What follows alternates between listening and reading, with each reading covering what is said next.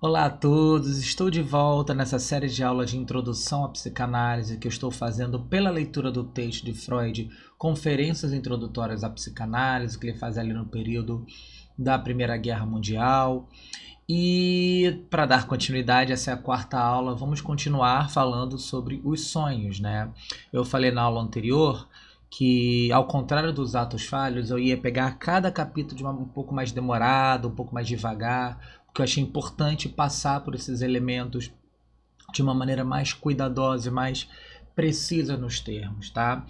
E falando sobre os sonhos, né? Hoje a gente vai falar ou começar a falar sobre a técnica do Freud, né? A técnica da interpretação dos sonhos, né?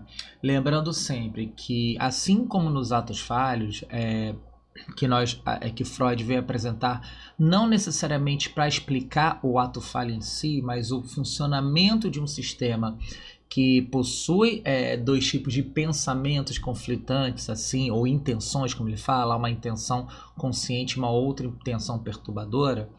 Os sonhos também têm esse mesmo funcionamento. Só que agora, com o estudo dos sonhos, a gente vai aprofundar mais nesse funcionamento. Ou seja, estamos estudando os sonhos da mesma forma que estudamos atos falhos para entender a relação que nós temos com o inconsciente, tá? E Freud, como ele está fazendo essa palestra para um público de médicos, que ele dá essa palestra na Faculdade de Medicina de Viena, ele vai começar, né, trazendo para tratar disso que a gente está chamando de um saber inconsciente, né? Um saber que está por baixo, né? que produz esse efeito. Ele retoma algo que nós já falamos da outra vez, que é a marcação de que os sonhos são atos psíquicos, são fenômenos psíquicos, e por isso são objeto de estudos dos saberes que se dedicam ao psiquismo, e a psicanálise se encontra dentro desse grupo. Por isso o Freud vai falar, aqui citando Freud, que o sonho não é um fenômeno somático e sim psíquico, né? Na última aula, na verdade na aula quando a gente trouxe sobre os atos falhos, a gente observou que os efeitos somáticos eles estão presentes, né, nos sonhos e também, quer dizer, nos atos falhos e também nos sonhos, mas eles são facilitadores, eles não são a causa, né, a motivação dos atos falhos. A mesma coisa é a questão do sonho. Não é o organismo que vai produzir o sonho, mas sim um funcionamento psíquico. E aí, como a gente está tratando um pressuposto e técnica da interpretação, né, essa introdução ao que vem a ser a técnica da interpretação, Freud já coloca que o objetivo, né, o que se busca nesse processo é compreender esse fenômeno, né, compreender esse funcionamento, saber toda essa dinâmica, como ela funciona, estabelecer um nexo entre esses elementos, né, tanto conscientes como inconscientes, né, toda essa dinâmica, e expandir o nosso poder sobre tais fenômenos. Quer dizer, quando ele fala de expandir o nosso poder sobre tais fenômenos, ele está falando exatamente dessa relação que nós temos com o inconsciente, né? Então, a técnica da interpretação que ele propõe para a psicanálise é uma técnica tanto de uma descoberta, né, uma técnica de produção de um saber, ao mesmo tempo ela é uma técnica terapêutica, porque é um processo que essa produção de saber também implica uma relação com esse saber inconsciente que produz efeitos terapêuticos. Por isso que ele fala dessa questão de expandir nosso poder sobre tais fenômenos. E quando a gente vai falar de sonho, e isso é importante, remete, acho que à primeira aula que eu trago como a dinâmica da psicanálise se diferencia da medicina, principalmente na época de Freud, em relação ao saber, enquanto a medicina ela se baseava do saber do médico que se aplicava sobre esse corpo, esse doente, né? Seja pelo estudo, seja pela experiência clínica, seja pelos exames que são feitos, enfim, todos esses elementos que o saber está do lado do médico. Na psicanálise, o saber como é um saber inconsciente, está do lado do analisando, tá? E aí, ao se falar do sonho, ele traz que o próprio sonho é uma obra e manifestação do sonhador. Ele é um processo que é feito pelo sonhador. Então, ou seja, o saber vai estar do lado do sonhador. Então, a intervenção pela interpretação do sonho se dará do lado do sonhador. Quer dizer, o modelo de investigação da psicanálise, né, você vai ver que é próximo entre o sonho e o ato falho. Enquanto no sonho vai se perguntar ao sonhador o que seu sonho significa, quer dizer, ao contrário daquele exemplo que eu trouxe, né, da interpretação do sonho feito por José ao rei do Egito, que é José que, ao escutar, né, esse sonho, ele pega esses elementos e tenta decifrar, achar um sentido final para esse sonho. Na psicanálise não é assim que funciona. Na verdade, é o sonhador. A gente pergunta para o sonhador qual o significado. Então, é ele que vai produzir, a gente vai lidar com um saber que é do sonhador.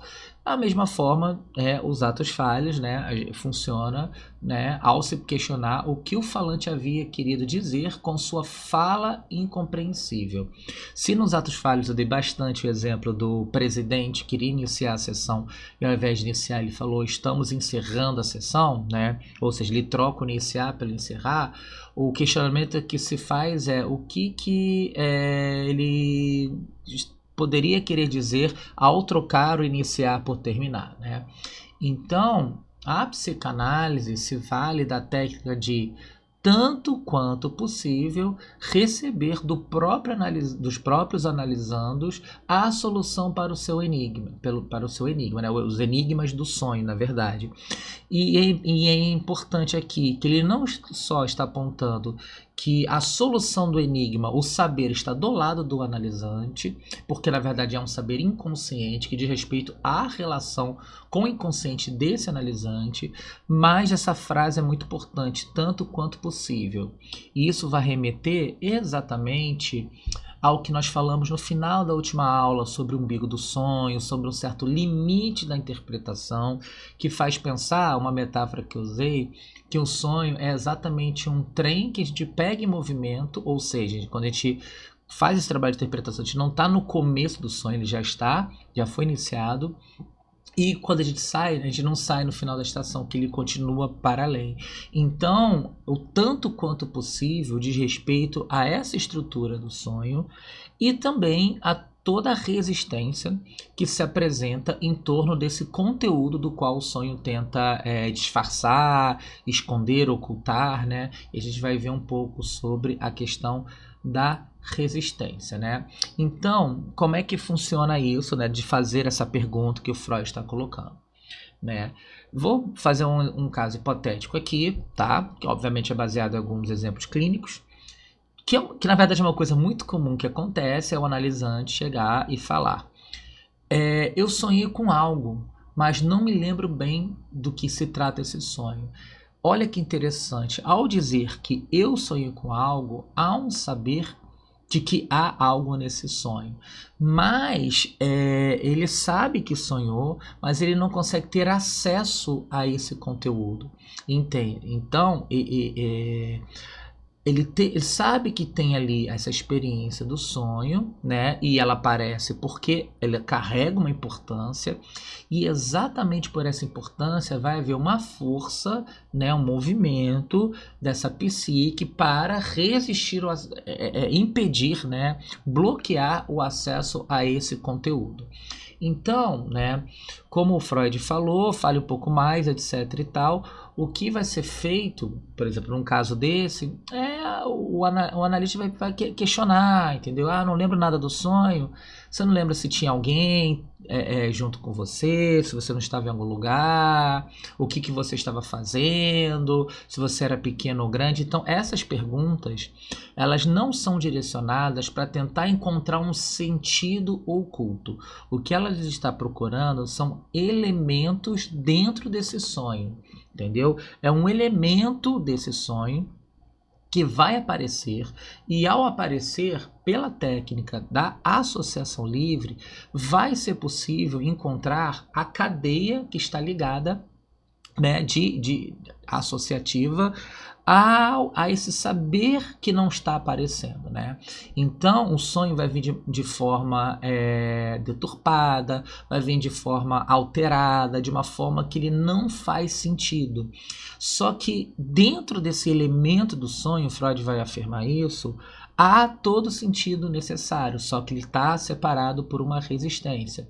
Então, a gente vai ver, né, pela associação livre, que esse elemento F ou esse elemento G vai estar associado a um outro elemento, que vai estar associado a um outro elemento, a um outro elemento.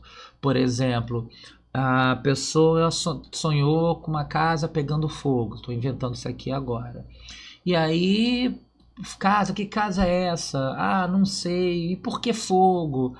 Aí a pessoa, assim, entendeu? E isso que a associação livre é importante, porque ela vai impedir um certo pensamento encubra essa cadeia com sentido. Então, ele pensando em fogo, veio do nada a ideia. Na verdade, fogo me lembra a vela. Então, quando é pedido para que se fale, a primeira coisa que vem, a primeira resposta, é exatamente esse movimento, porque um certo pensamento vai surgir como uma barreira que tenta quebrar essa associação. A resistência ela vai funcionar dessa forma, tanto quebrando essa ligação entre o elemento e o outro. O que tem a ver uma casa pegando fogo com uma vela, entende? Então, em cima disso, essa associação foi feita. O que e a gente vai ver isso na próxima aula. O que o paciente vai fazer nessa racionalidade eu não vou falar porque isso não faz sentido. Eu vou tentar encontrar alguma coisa que faça sentido dentro desse sonho, e é exatamente a resistência, porque o elemento do fogo já se conectou de alguma forma com o elemento vela. E esse elemento vela pode, por exemplo, se conectar com um barco, a vela, pode se conectar com velar. Por exemplo, você ficar velando ou alguém fazer vela. Ou então, na verdade, com velho. Você percebe? E é o paciente que vai fazer isso, o analisante. Há uma cadeia de palavras, de significantes que vão se conectando até chegar nesse saber que foi bloqueado, na verdade, né? Que é esse saber que vai ser essa força, né? Esse saber inconsciente vai ser exatamente esse elemento que esse eu vai identificar como produtor de mal, de sofrimento, né? De um desprazer, que ele vai tentar bloquear esse acesso. Lembra da aula que eu falei sobre atos falhos, sobre o exemplo que o Freud traz do Signorelli, Botrafi, Botticelli? Então, não é na ordem de um sentido, porque não faz o menor sentido ligar. Até faz, tem um sentido mínimo, mas não é esse sentido que está entre Botrafi, Botticelli e Signorelli. São todos pintores, né? São artistas plásticos. E tirando isso, não tem nenhum sentido com esse sentido oculto que diz respeito ao falecimento do seu paciente, né? Alguém que lhe tratou, e isso que causaria dor. Então você vai quebrando essa cadeia e ao mesmo tempo vai criando uma cadeia muito longa para essa distância, né? Quebrar a relação entre o sonho que a pessoa teve, ou o ato falho, e esse saber. Lembra que o Freud, até quem leu na verdade o texto, vai perceber que tem momentos sobre os atos falhos que o Freud vai falar, isso também se aplica ao sonho, que tem momentos em que a ligação entre esse elemento que aparece e esse pensamento oculto, essa intencionalidade oculta que ele traz, ela é direta, ela é muito rápida, é muito fácil de fazer. Ou seja, a cadeia foi muito curta, mas tem momentos que a resistência é tão grande que a cadeia é muito longa e a passagem de um elemento para o outro também ela é travada pela resistência. E aí o Freud vai dizer aqui: digo-lhes, pois, que é bem possível e até mesmo bastante provável que o sonhador saiba, sim, o que seu sonho significa. Ele apenas não sabe que sabe. E é por isso que crer não saber. Então aqui a gente vê isso que eu estou tratando da ordem de um saber inconsciente. Há um saber, mas ele está inacessível à consciência.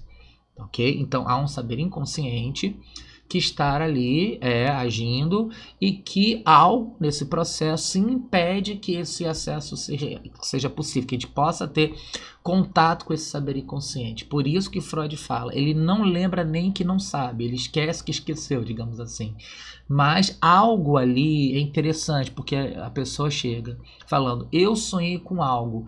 Essa intensidade, e por isso que a escuta, né, a atenção flutuante, vai estar atenta a essas repetições de palavras, essas palavras que estão descoladas do contexto, ou essa intensidade. Às vezes a intensidade pela qual a pessoa resiste a alguma colocação, por exemplo, a pessoa fala fogo e vela, mas não tem o menor sentido. Essa resposta rápida são sinais da resistência, tá? E é um ponto importante de trazer aqui, porque o Freud, quando começa, né, lá no início, na constituição da psicanálise, depois que ele volta do estágio que ele faz na França com Charcot, onde ele vê a técnica da hipnose, né, com as histéricas, com a histeria, na verdade não só as histéricas, mas os histéricos também.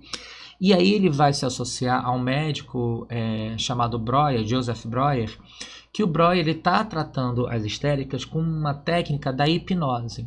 E aí a hipnose, o que ela estava fazendo? Existia essa cena, esse saber inconsciente, essa cena traumática, e existia o sintoma. E essa conexão, essa ligação entre um e outro era bloqueado por essa barreira. A hipnose, o que ela faz é dar um salto nessa resistência e direto a essa cena traumática, naquilo que ele chama de catarse, ou seja, ele entra em contato com essa cena traumática e libera essa energia que estava presa, né? Ele chama de uma abreação, é uma reação que não foi feita no passado dessa cena, e ela vem a ser refeita nessa cena, nessa cena da clínica ali, né? Essa cena clínica, então, a pessoa pode reagir nesse momento. Só que Freud observa que, nesse caso, o que acontece depois de um tempo é que essas resistências que foram ultrapassadas, elas se reorganizam e os sintomas voltam. Então, ao contrário da hipnose, o que a técnica da associação livre, que o Freud vai fazer, não é ignorar a resistência, mas entender que a resistência é o caminho pelo qual a gente vai conseguir chegar nesse conteúdo, né, inconsciente. Porque a gente pode pensar a resistência como uma porta. A porta, ela pode ser tanto aquele elemento que te impede de passar quando ela está fechada, mas ao saber usar essa porta que a gente pode abrir e passar por esse caminho. A resistência, ela é ao mesmo tempo a grande dificuldade e também o caminho pelo qual nós vamos trilhar para seguir nessa cadeia associativa. E a técnica da associação livre não ignora a resistência, mas faz essa ultrapassagem da resistência sabendo que ela está lá. E aí, né, algo que é uma resistência interrompe a cadeia. E como eu falei, quanto maior a resistência, maior vai ser a cadeia. Entendeu? Então a gente está vendo dinâmicas de resistência, né, como interromper essa carreira e expandir o tamanho dessa cadeia, né, como formas de ocultar esse saber, né, inconsciente. E para exemplificar isso, né, ainda mais para esse público médico que está ali se apresentando, que está ali como espectador do que o Freud está falando, né, da sua palestra, ele traz o experimento de Bergheim. Eu acho que é assim que fala, eu não sou bom em alemão, mas Bergheim foi um médico que fez um experimento em 1889, que ele trazia um voluntário ali que entraria no estado hipnótico, ou seja, no estado de sonambulismo, e quando ele estava nesse estado de sonambulismo, né, semelhante ao estado que o Charcot, por exemplo, vai observar, também o psiquiatra francês, que esse estado de dissociação, né, que os histéricos apresentavam, em que ele entrava numa outra consciência, na verdade era um estado semelhante ao estado hipnótico. Mas enfim, dentro desse estado de sonambulismo, essa pessoa passava por experiências alucinatórias diversas, né? Ele estava nesse estado de sonambulismo, então passa por essas experiências alucinatórias, e depois ele é acordado, né? Ele sai depois que passa por essas experiências, ele é tirado desse estado de sonambulismo, ele acorda e é questionado se ele se lembra de alguma coisa, de alguma dessas experiências, no que ele responde que não se lembra de nenhuma dessas experiências alucinatórias, né? Se o experimento parasse por aqui, nós poderíamos pensar que quando a pessoa está no estado hipnótico, né, desse sonambulismo, ela está no estado de consciência que não tem a menor comunicação com o outro estado fora desse estado hipnótico. Logo, não há relação entre um estado e outro. Lembra que a gente falou que o Freud, a hipótese do Freud não é essa, é que há um conhecimento, mas há algo que impede essa passagem. E o que o Hippolyte Bernheim faz, né, nesse experimento? Ele insiste que essa pessoa sabe, ele faz uma pressão para que essa pessoa se esforce para tentar lembrar. Ele fala, não, você sabe, você só não está lembrando. E aí, com essa intervenção, ele observa que a pessoa que passou pelo experimento começa a lembrar vagamente de uma experiência, e depois lembra de outra. E aos poucos essa lembrança vaga vai ficando cada vez mais clara. Ou seja, o que nós podemos ver aqui é que, na verdade, há uma conexão, não há uma separação entre estado hipnótico e estado não hipnótico, mas essa separação ela não é total. Há algo que impede essa passagem do estado para a passagem desse conhecimento do estado para o outro. E isso que o Freud está chamando de resistência. E quando o médico, né, ele insiste, é possível por uma travessia dessa resistência, entrar em contato. E depois que você entra em contato com um, você percebe que a cadeia vai se fazendo e vai entrando em contato com tudo. Ou seja, ele sabia, mas não tinha acesso. Então, a gente pode dizer que existem processos psíquicos conhecidos, né? Nesse caso, quando ele volta, né? Sai do estado de sonambulismo, ele está vendo as coisas, ele tem a lembrança dele, então tá o funcionamento do psiquismo, ele está escutando o Bernheim falando, ele está ali lidando, e há processos psíquicos que nada sabemos, porque eles estão lá, eles funcionam, eles agem, só que nós não temos acesso a eles. Não quer dizer que pelo fato de não termos acesso a esse conteúdo, esses processos psíquicos, eles não existam. Isso é uma coisa muito importante para se pensar a psicanálise, tá? Processos psíquicos que nós não temos acesso, eles continuam agindo de maneira dinâmica, enfim, ao mesmo tempo com os processos psíquicos nós temos conhecimento, tá bom?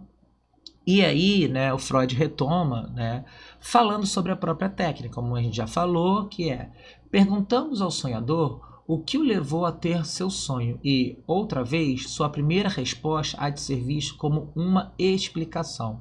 Quer dizer, o que o Freud está apontando aqui nesse processo da associação livre é o quanto o mais importante não é uma possível explicação total desse sonho, ou seja, não é da ordem de encontrar um sentido, mas quando se pergunta, essa primeira resposta que é dada, que é uma resposta parcial, né, uma resposta incompleta, mas essa resposta já é vista como uma explicação, entende? Então essa resposta já contém dentro dela toda a explicação que está dentro dessa cadeia.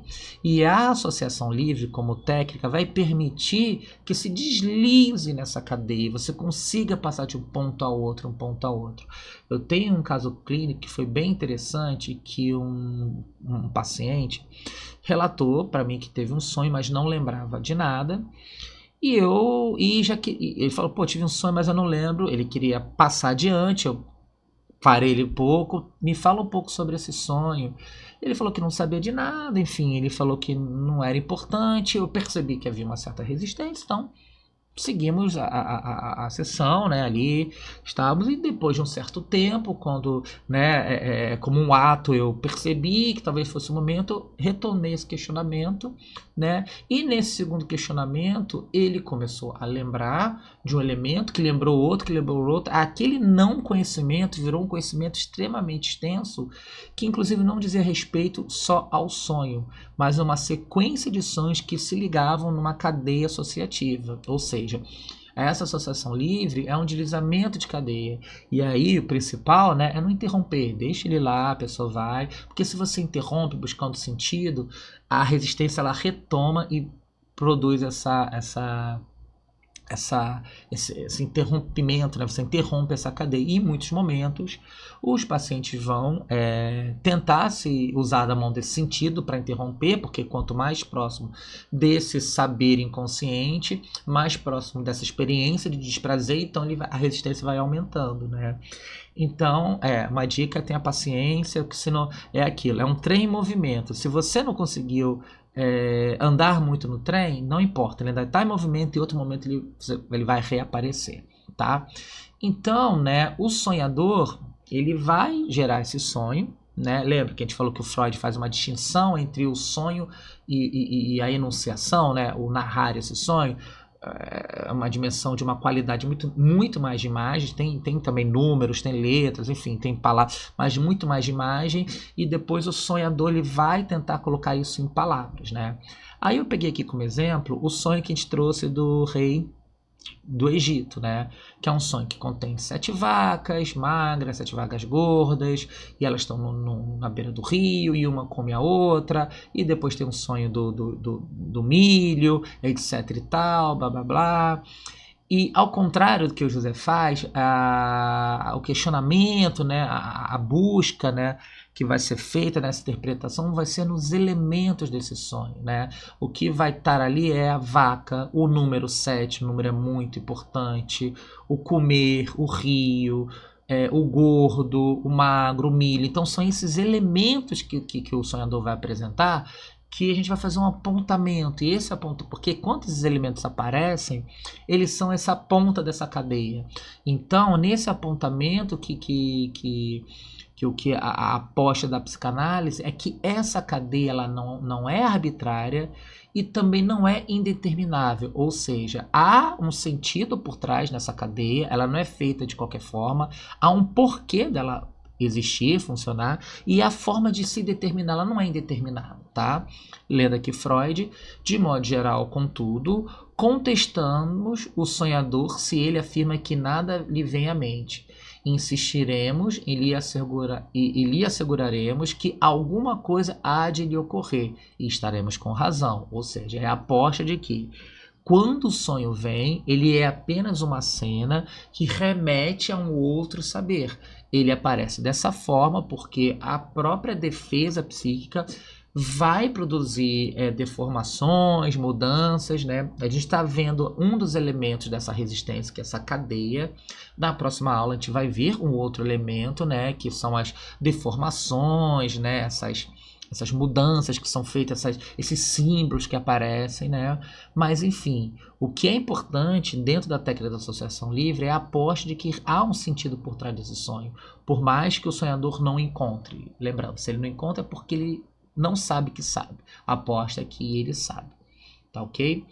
E um outro ponto importante para entender toda essa dinâmica, e eu acho que agora com esse conceito vai ficar mais claro, é um conceito que o Freud ele pega emprestado, digamos assim, do Jung, né, o Carl Gustav Jung, que é o criador da psicologia analítica, né, que é muito muito próxima à psicanálise, né, eles trocaram, foram parceiros durante o tempo, depois acabaram brigando, separando, que é o conceito de complexo.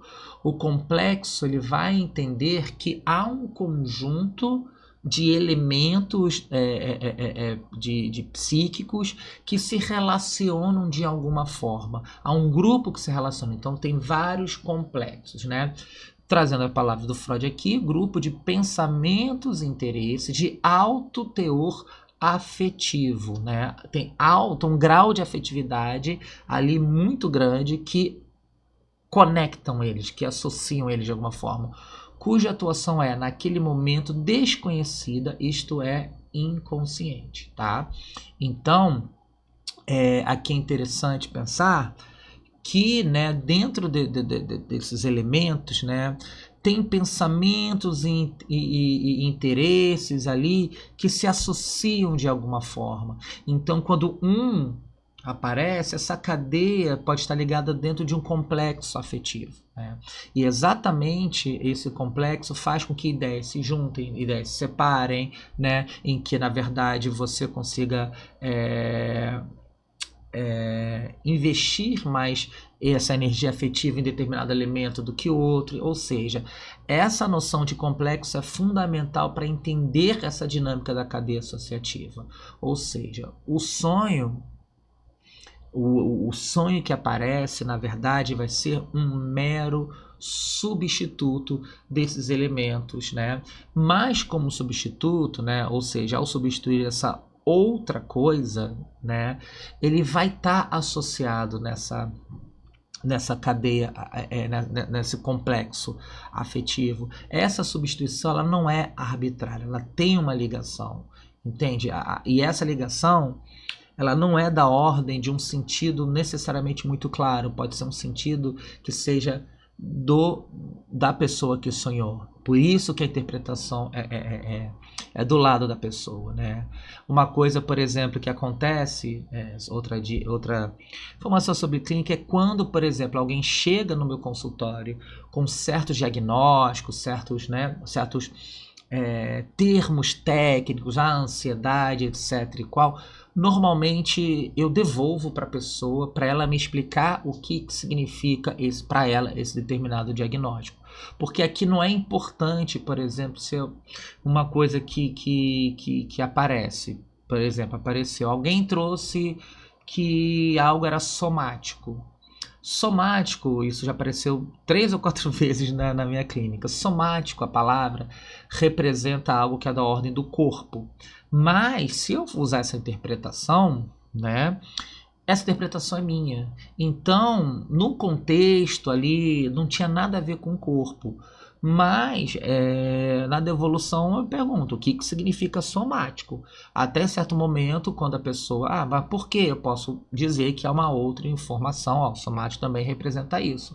Não para impor um sentido, mas para trabalhar com essa palavra. Entende? Sabe? O mais importante não é o que uma palavra representa, seja somático, seja sintoma, seja, enfim, o sonho, né? As pessoas vão trazer uma relação, então é importante que ela descreva isso. Então, porque o saber está do lado dela. A gente não está trabalhando, né? Quando na clínica, a gente não está fazendo um estudo teórico ou tentando saber quem tem razão, quem está certo, isso é o extremo oposto, né? Quem está interessado exatamente nessas cadeias que estão ligadas nessa dimensão afetiva. Então é importante esse sentido que é dado, né? Essa substituição dessa outra coisa que é dada pelo analisante, né? E o que se busca na análise do sonho é exatamente essa outra coisa, né? Então o sonho vai apresentar essa chave, né, da interpretação, porque é através dele que vão ter esses elementos que vão ligar a essa outra coisa que está associada no sonho, tá bom? Gente, essa era a aula sobre né, a associação livre, etc e tal. E na próxima aula vamos falar sobre conteúdo onírico manifesto e pensamento onírico latente. Vamos fazer essa divisão que ela está muito presente na interpretação dos sonhos, é uma divisão que é fundamental para a psicanálise, que eu acho que se vocês estão vendo até agora já entenderam como essa separação entre consciente e inconsciente está se estabelecendo esse manifesto e latente, mas a gente vai explicar um pouco mais. E também vamos explicar os processos de deformação, como o conteúdo manifesto se constitui, o latente, tá? Tá bom? É isso. Até a próxima aula. Tchau, tchau.